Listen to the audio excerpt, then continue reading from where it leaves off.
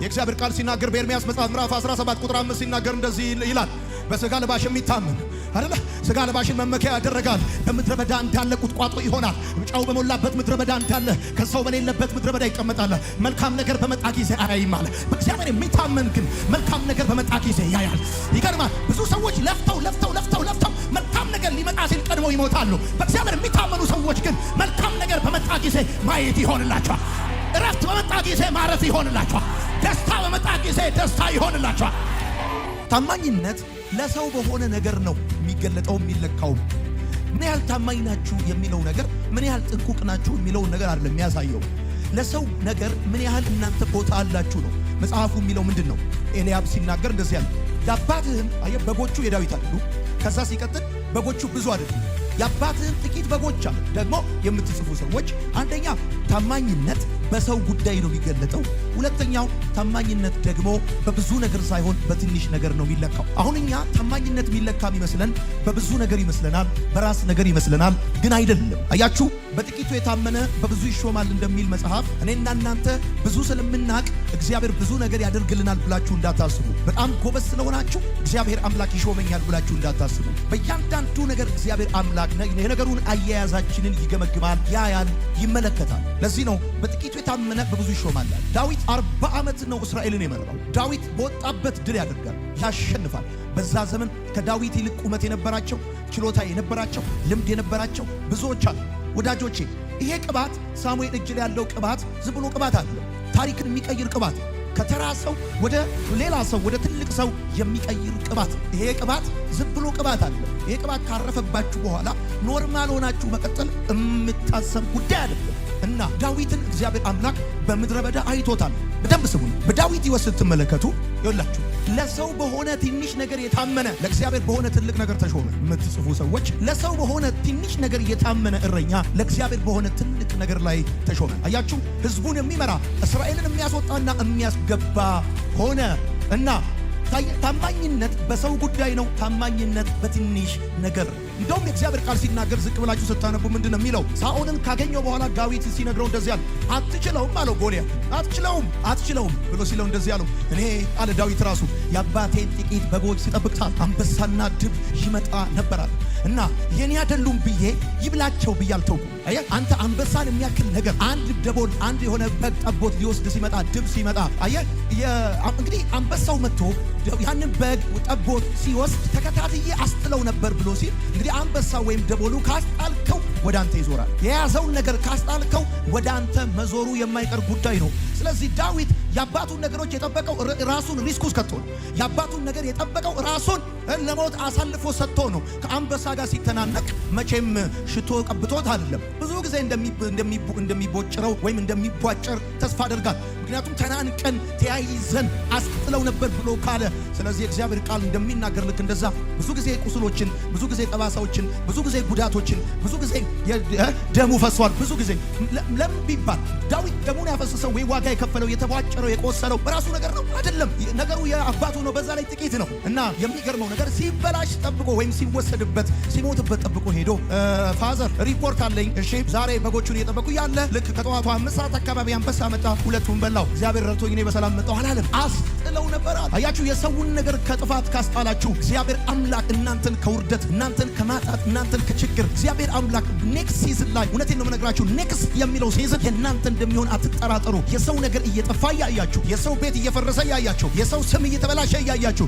ወይም እናንተ ጋር ያለ አደራ ኃላፊነት እየተበላሸ እያያችሁ ጸጥ ብላችሁ ስታበቁ እዚህ መታችሁ እንደ ታዛቢ አትሁን። ወይም ደግሞ ልክ እንደ ጸላይ አርጋችሁ እግዚአብሔር በሰራችሁ ኃላፊነት ላይ ጉዳዩ የእናንተም ባይሆን you have to be loyal committed መሆን አለባችሁ። መጽሐፍ እንዳለ አትታበዩ፣ በኩራትም አትናገሩ፣ እግዚአብሔር አዋቂ ነው ስራውንም ይመዝናል አለ። አየ እግዚአብሔር በእያንዳንዱ ጉዳይ ላይ ሰውን ይመዝነዋል፣ ቼክ ያደርገዋል። ማን ያውቃል አሁን በተቀጠርክበት ስራ ቦታ፣ አሁን ባለሽበት ቦታ ላይ እግዚአብሔር እየመዘነሽ እንደሆነ ቼክ እያደረገሽ እንደሆነ ማን ያውቃል? ወዳጆቼ በሚቀጥለው ሲዝን ቤተክርስቲያንን ፕላንት አድርገው ለትውልድ የሚሆኑ ሰዎች ዛሬ ለመሪዎቻቸው የጎን ውጋት ያልሆኑ ሰዎች ናቸው። ዛሬ በተሰጣቸው ዲፓርትመንት ላይ ሎያል የሆኑ ሰዎች ናቸው። በየትኛውም ጉዳይ ላይ በጣም የሚገርማችሁ ነገር ንገራችሁ፣ በራሳችሁ ጉዳይ ከሆነ ክርር የምትሉት ያ ጥንቃቄ ነው እንጂ ታማኝነት አይደለም። ታማኝነት በሰው ጉዳይ ለዛው ሰውየው በሌለበት ነው። ጻፉ። ሰውየው በሌለበት ነው ታማኝነት። ታማኝነት ሰውየው በሌለበት ነው። ታማኝነት በብዙ ነገር አይደለም፣ በጥቂት ነገር ነው። ስለዚህ ታማኝነት ደግሞ ደሞዝ ይከፍላቸዋል። ለዚህ የእግዚአብሔር ቃል ሲናገር ዳዊትን አስመጣው ከዛ አስቀባው። ስለዚህ ከዳዊት የምትማሩት የመጀመሪያ ነገር ታማኝነት ወዳጆቼ ሰውየው በሌለበት ነው የሚለውን ጻፉ ያልኳችሁ። ያ እምነት የጣለባችሁ እናንተ ላይ እምነት የጣለባችሁ ልክ መሬት ላይ እንደተኛ ሰው ልክ እናንተን የተማመነባችሁ ነገሩን አሳልፎ የሰጣችሁ ምስጢሩን፣ ድካሙን፣ ጉድለቱን፣ ችግሩን ብዙ ነገሩን አሳልፎ የሰጣችሁ ሰው እሱ በሌለበት ከምክንያት በላይ የሆነ ህይወት ነው ታማኝነት። ጻፉ። ከምክንያት በላይ የሆነ ህይወት ነው። ዳዊት ከበቂ በላይ ምክንያቶች አሉት። ምን እንዲሆን? በጎቹ ሲበሉ ቆሞ ለማየት ወይም ደግሞ ከመጣው አደጋ ራሱን ለማሸሽ ሪፖርት ለማድረግ ዳዊት ከበቂ በላይ ምክንያቶች አሉት። ወዳጆቼ ታማኝነት ከበቂ ከምክንያት በላይ የሆነ ህይወት ነው። ከናንተ የሚጠበቅባችሁ ነገር ለማድረግ ያንን ህይወት ለማድረግ እና ዋጋ ከፍላችሁ የሌላን ሰው ጉዳይ ለማስቀጠል ስትሄዱ ዋጋ እንዳትከፍሉ ሊያደርጋችሁ የሚችል ከበቂ በላይ የሆነ ምክንያት። የሚገርመው አባቱ ከውጭ እንደወለደው ይጠረጠራል። እኔም ይህንን ከሚያምኑ ሰዎች አንዱ ነኝ። ከዚህ በፊት ያስተማርኩትን ስለ ዳዊት ስሙ። ዳዊት አባቱ ዳዊትን ያልጠራበት ብዙ ምክንያቶች አሉት። ግን በደንብ አድርጋችሁ ስታስተውሉ አሁን ይሄ ልጅ የመጣው ነገር ቅባት የመጣው ሳሙኤል ወዳጆቼ፣ ሳሙኤል ማለት በዛ ሲዝን ቃሉ ህግ የሆነ ሰው። ሳሙኤል ማለት የሳኦል ንግስና ዋና ምክንያት ያውቁታል። እስራኤል ጠቅላላ ሳሙኤልን ያውቀዋል። ሳሙኤል መጥቶ ታሪክ እንደ ድሮ አይሆን። አሁን በጠቅላላ ሳሙኤል እሰይ ቤት ሲገባ ወዳጆቼ መቼም የመጀመሪያ ቀን ነው ዳዊት የረሱት ብላችሁ ብትሉኝ እኔ ብዙም አይመስለኝም። ለምን? የተለመደ ነገር ያለ ይመስለኝ። ከዚህ በፊት የተለመደ የህይወት ስርዓት ያለ ይመስለኛል። ሳሙኤል በመጣ ቀን ዳዊት የተረሳበት ምክንያት ከምንም ተነስቷል። ይሄ ልጅ በቤት ውስጥ ከቁጥር የማይገባ እዚህ ግባ የማይባል በጣም ምስኪን የሆነ ልጅ ነው። ደግሞ ተጠርቶ ሲመጣ አይኑ ያምራል። ቆንጆ ደግሞ መልከ መልካም ነው እና ራሱ ይገርመኛል። ታውቃለህ፣ መልከ መልካም ልጅ፣ ቆንጆ ልጅ፣ በጣም ይገርም። እንደዚህ አይነት ልጅ ጥቂት ነገር እጠብቃለሁ ብሎ ደግሞ እኮ ይገርማቸዋል። እኔ በደንብ ከዚህ መንፈስ እየተማራችሁ እንደሆነ ስለማስብ ኤልያ ምንድን ነው ያለው? የአባትህን አለው አንድ የሰው ነገር ነው፣ ሁለት ጥቂት በጎች፣ ሁለት ብዙ አይደለም ትንሽ፣ ሶስተኛው በምድረ በዳ ትተሃል። ዳዊት ሰኞም ማክሰኞም ሁል ጊዜ ምድረ በዳ ነው። በምድረ በዳ ምንድነው ህይወት ካላችሁ ሐሩር ነው፣ ችግር ነው፣ ውሃ ጥማት፣ ሳክሪፊሻሊ ነው የአባቱን ነገር ይጠብቅ የነበረው። በነገራችን ላይ እስራኤልና ፍልስጤም በገቡት በዚህ ጭንቅ ውስጥ በጎልያድ ምክንያት አባቱ ነው መልእክት ልኮት ወደዛ ሰፈር የሄደው ፈልጎ አይደለም። እና የሚገርም ነው። ኮሚትድ ሆኖ ሰሚት አድርጎ በምድረ በዳ በማይመች ሁኔታ ውስጥ የአባቱን ጥቂት በጎች። ለዚህ ነው እግዚአብሔር አየ ይሄ ልጅ ለአባቱ ጥቂት በጎች ሎያል ከሆነ እስራኤልን ይጠብቅ ዘንድ ያስገባና ያስወጣ ዘንድ እግዚአብሔር አምላክ ለሚበልጥ ነገር ሾመው። ለምንድነው እኛ ኢትዮጵያኖች በብዛት በቀንጭረን የምንቀረው ቢባል እኛ በጣም የምንቸገርበት ጉዳይ ቢኖር ዊአር ኖት ሎያል፣ ታማኝ አይደለንም ለቤተሰቦቻችን፣ ለጎረቤታችን፣ አብሮ ለሚሰራ ስታፍ፣ ለሚያቀን በተለያየ ጉዳይ ገንዘብ ወስደን በተለያየ ጉዳይ ሚስጥር ሰምተን ብቻ በተለያየ ጉዳይ ምናልባት እግዚአብሔር በእኛ ሕይወት ታማኝነት በምን ጉዳይ እንደሚፈልግ ባይታወቅም ግን ሎያል አይደለም። ስለዚህ የእግዚአብሔር ቅባት እንዴት አድርጎ እኛ ላይ ይስራ፣ እንዴት አድርጎ ፕሮሞት ያርገን፣ እንዴት አድርጎ ወደፊት ይውሰደን፣ እንዴት አድርጎ ይሹመን፣ እንዴት አድርጎ ከትውልድ መካከል መዞ አውጥቶ አይከን ያድርገን ሲባል በጣም አስቸጋሪ የሆነ እንደሆነ አስባለሁ። ስለዚህ ወዳጆች ሰው ስለእናንተ ምንም አይነት አመለካከት ይኑረው ጉዳዩ እጃችሁ ላይ ያለው ትልቅ ይሁን ትንሽ ያ ጉዳይ የእናንተ አይሁን። እናንተ ግን በእጃችሁ ያለውን ነገር ከእግዚአብሔር እንደተቀበላችሁ ቆጥራችሁ በፍጹም ታማኝነት በጉዳዩ ላይ ከቆማችሁ ከኖራችሁ ኔክስት ሲዝን እግዚአብሔር አምላክ በጥቂቱ ነገር ለታመኑለት ሰዎች በታላቅ ነገር መሾም ይችልበታል። በማይመች ሁኔታ ውስጥ ነው ታማኝነት የምትጽፉ ሰዎች ከዳዊት ህይወት የምትመለከቱት ታማኝነት በማይመች ሁኔታ ውስጥ ያለ ህይወት። ጉዳዩ ታማኝ ለመሆን ሁኔታው እንኳን አልፈቀደልኝም ልትል ትችላለህ። ግን ከሁኔታ በላይ በማይመች ሁኔታ ውስጥ ሆኖ ነው ዳዊት ሎያል የሆነው። ዛሬ ክርስቲያን ሰራተኞች እንዴት ነን? ክርስቲያን ሰራተኞች፣ ክርስቲያን የመንግስት ኃላፊዎች፣ ክርስቲያን አገልጋዮች፣ የዲፓርትመንት መሪዎች እንዴት ነን? ሰዎች ይሰጉናል ወይስ ያምኑናል? እኛ ጋር ያላቸው ትልቁ ንብረታቸው ትረስት ነው ወይ? ሰዎች ሲጨንቃቸው አንተ ወደ አይምሯቸው ትመጣለህ ወይ? ተስፋ የመቁረጥ ስሜት ሲሰማቸው ሲያዝኑ አንተ ወደ አይምሯቸው ትመጣለህ ወይ? ካልመጣ አትጠራጠር፣ በሰላሙ ጊዜ ስጋታቸው ነህ። ሲያስቡ የሚፈሩ ከሆነ ያውቁሃል። ስትዘለዝል ምላስና ሰንበር ዱለት አሮስቶ ዲቢቶሎ ምናምን ስታረግ በደም ስትከተክት ሰው እንኳን በትዳሩ ችግር ሲገጥመው ሮጦ የሚሄደው ሎያል ነው ብሎ ለሚያምን ሰው ነው። ከችግር ያወጣኛል ብሎ ትረስት የሚያደርገውን ሰው ነው። ስለዚህ ሁኖስ ነገ እግዚአብሔር አምላክ ለሀገር፣ ለትልልቅ ካምፓኒ፣ ለትልቅ ድርጅት፣ ለትልቅ ቤተክርስቲያን ይፈልጋል። ስለዚህ ኳይር ነህ፣ ኳይር ውስጥ ሎያል ሁን። አሸር ነህ ወይም ትምህርት ክፍል ነህ፣ ሎያል ሁን። በታማኝነት ተመላለስ። ምክንያቱም በዚህ ዘመን ለመጋቢያቸው ሎያል የሚሆኑ ሰዎችን አንድም ፍርፋሪ ለቃሚ የጥቅም ተካፋይ የሚል ታፔላ ይለጥፉላቸዋል፣ ሁለትም ደግሞ ከሱ ጋር የሆነ ጉዳይ ስላላት ነው ይባላል። በእኛ ሀገር ጀግንነት፣ በእኛ ሀገር ጉብዝና፣ በእኛ ሀገር የጽድቅ አርበኝነት የሌላውን ቆብ መቅደድ ስለሆነ፣ የሌላውን ቆብ ቀዶ ማዋረድ ስለሆነ፣ ክብረ ቢስ ማድረግ ስለሆነ፣ መላጨት ስለሆነ ለዚህ ነው እንደ ትምህርት ቤት ጽድ የተከረከመ እኩል ቁመት ያለ እልፍ ያላለ አንድ አይነት ህይወት ምን ነው? አንድ አይነት ህይወት ምን ነው? የመጀመሪያው ከዳዊት ህይወት የምትማሩት ነገር ሎያል፣ ለዛውም በጥቂት ሎያል ከሆነ ደሞዛችሁ ከሰው እጅ ከእግዚአብሔር እጅ 1 2 3 4 5 ተብሎ ይከፈላችሁ። አትጠራጠሩ። ታማኝ ሰዎች ያፈሰሱት ላብ ፈሶ አይቀርም። ታማኝ ሰዎች ያለቀሱት ለቅሶ ከንቱ አይቀርም። ታማኝ ሰዎች የደከሙት ድካም ያፈሰሱት ጉልበት ከንቱ ሆኖ አይቀርም። እግዚአብሔር አምላክ በአመቱ መጨረሻ ሂሳብ ያወራርዳል፣ ይከፍላል። የክፍያ ሲዝን አለ፣ የአዝመራ ሲዝን አለ።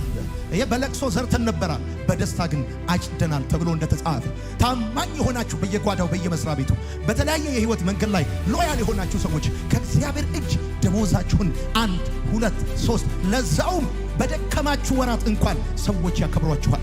በድካማችሁ ወራት እንኳን እግዚአብሔር ደሞዛችሁን ይከፍላችኋል። መኝታችሁን ያነጥፍላችኋል። ገበታችሁን ያዘጋጅላችኋል። ደክሟችሁ ተቀምጣችሁ ከሚሮጡት ሰዎች በላይ እግዚአብሔር ፕሮቫይድ ያደርጋችኋል።